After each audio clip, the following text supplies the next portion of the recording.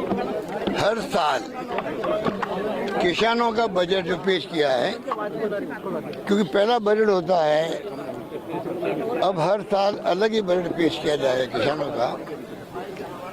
और युवाओं के लिए मैंने कहा, युवाओं को, छात्रों को, बच्चों के लिए हम इस बार ये कोशिश करेंगे कि प्रायोरिटी मिले बजट के अंदर। और किसानों का बजट अलग पेश होगा। धीरे धीरे किसानों में और जागृति आएगी कि सरकार जब अलग बजट पेश कर रही है तो हम नए नए सुझाव दें उनको, और उसी ढंग से हम लोग आगे बढ़ते जाएंगे। डेमोक्रेसी के अंदर सरकारों पर दबाव पड़ना जरूरी होता है, आलोचना भी होती है, कमी बताई जाती है, हम उनको वेलकम करते हैं।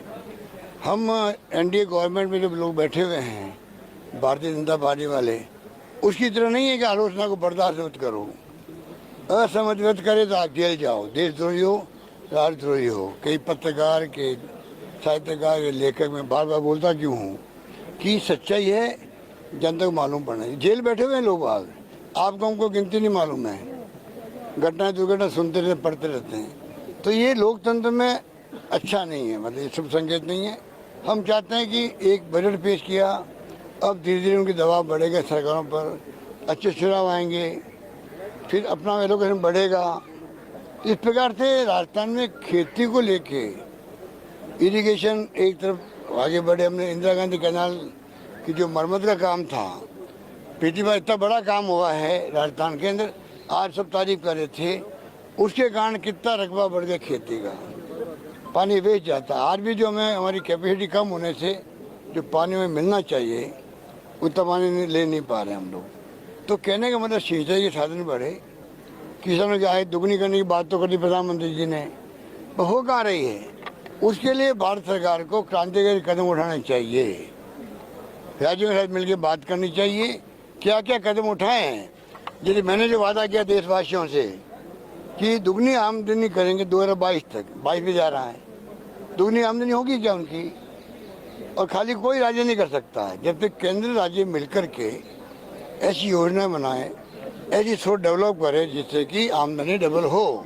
इसमें हम चाहते हैं कि आगे बढ़े हम लोग, जितना कर सकते हैं। तो ये तमाम बातें मीटिंगों में एक से बढ़ के एक सुझाव दिए, सब अनुभवी किसान लोग आए थे, अच्छा लगा हम लोगों ने, हमने उनका स्वागत भी किया। और बाकी जो हमारी फ्लैगशिप प्रोग्राम है, चाहे वो राइट टू हेल्थ है, हम चाहते हैं भारत सरकार, प्रधानमंत्री जी पूरे देशवासियों को स्वास्थ्य का अधिकार दे, दवाएं में पैसा खर्च नहीं हो, इलाज फ्री हो देशवासियों का। हमने शुरुआत कर दी है। हम चाहते हैं कि ऐसी स्कीमें जो है, सोशल सिक्योरिटी है, पेंशन मिलती है 1500 रुपये यहाँ पर भारत सरकार देती 200 रुपये देती है उसके अंदर। हम चाहते हैं कि आप पूरे देश के अंदर नीति बनाओ पेंशन की। 21वीं सेंचुरी में आगे हैं, दुनिया के मुल्कों में घर बैठे हुए वीकली पैसा आता है। जो नीडी परिवार होता है, हर आदमी को जिंदा रहने का हक है। मैंने कोरोना में कहा था कोई आदमी भूखा नहीं सोए।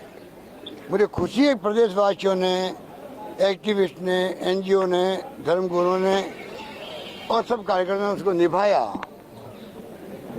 तो जो आज मैं कह रहा हूँ कि सुप्रीम कोर्ट ने कहा अभी 4 दिन पहले भारत सरकार को, कोई भूखा नहीं सोना चाहिए। जो बात हमने कही वही वर्ड काम लिए, सुप्रीम कोर्ट ने काम लिए। इसके माने क्या है, सुप्रीम कोर्ट चाहता है देश के अंदर कोई भूखा नहीं सोए, उसके लिए आपको सोशल सिक्योरिटी की आवश्यकता है। तो जमाना बदल गया, अब आपको चाहिए कि एक मजदूर भी मजदूरी करता थक जाता है, उसका सही साथ नहीं देता, वो क्या काम करे। तो कम से कम सरकार को चाहिए कि उसको वीकली पैसा मिले, पेंशन अच्छी मिले उसको, 100 माह जी सके, वो जिंदगी निकाल सके बच्ची बुढ़ापे के अंदर। इसीलिए ओपीएस लागू हमने किया। ओपीएस की मांग किसी ने नहीं करी, हमने लागू किया उसको। ये मानव दृष्टिकोण है, 35 साल नौकरी करता है, फिर वो तरसता है कि बॉम्बे में स्टॉक मार्केट ऊपर जाकर नीचे जाएगा, पेंशन मुझे कितने मिलेगी मालूम नहीं किसी को। आज वहाँ हिमाचल के अंदर आंदोलन किया कर्मचारियों ने, आज सरकार कांग्रेस की बनी है, अच्छा कैंपेन हुआ, अच्छा मैनेजमेंट था, अच्छे टिकट डिस्ट्रीब्यूट किए, प्रियंका गांधी खुद गई कैंपेन करने। पर साथ में जो ओपीएस था, ओपीएस की बहुत बड़ी भूमिका थी वहाँ चुनाव जीताने के अंदर।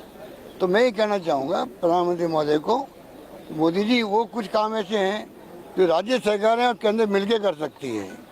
जैसे कोरोना में करने का प्रयास किया गया, उसी ढंग से सोशल सिक्योरिटी, पेंशन का काम है, ये राइट टू हेल्थ वाला काम है, शिक्षा का काम है, इसमें हम सब मिलकर काम कर सकते हैं। उड़ान हमने योजना चालू की है, लोग संघों ने बोलते नहीं है, तो गांव की महिला घूंघट के अंदर रहती है, इन्फेक्शन होते हैं उनके, बांझ हो जाती है, बच्चा पैदा नहीं होता है, बीमारी कैंसर हो जाता है उनको, बोलती नहीं वो घर में, संकोच होता है सदियों से। राहुल जी, अब वो टाइम छोड़ो उसका, अब टाइम आ गया कि आप, एक पत्रकार मुझे कहा, मेरी बेटी मुझे कहती है पापा जब आप आओ तो नैपकिन लेके आना, कुछ संकोच की बात नहीं रही। हमने 12 नैपकिन प्रति माह दे रहे हैं हम लोग महिलाओं के लिए, सभी को, सभी प्रदेशवासियों महिलाओं को। तो ये बहुत बड़ा क्रांतिकारी कदम वो भी है। अब पब्लिक को चाहिए कि वो कम से कम हमारी योजनाओं का लाभ उस गरीब तक पहुंचाए, जी गरीब को मालूम नहीं होता योजना है क्या। तो हम कोशिश कर रहे हैं कि इस प्रकार धीरे धीरे लोगों तक बात पहुंचे। राहुल जी की यात्रा में अब सोनिया जी और प्रियंका जी भी जुड़ रही हैं महिलाओं के साथ, किस तरीके से आप राजस्थान में नहीं हो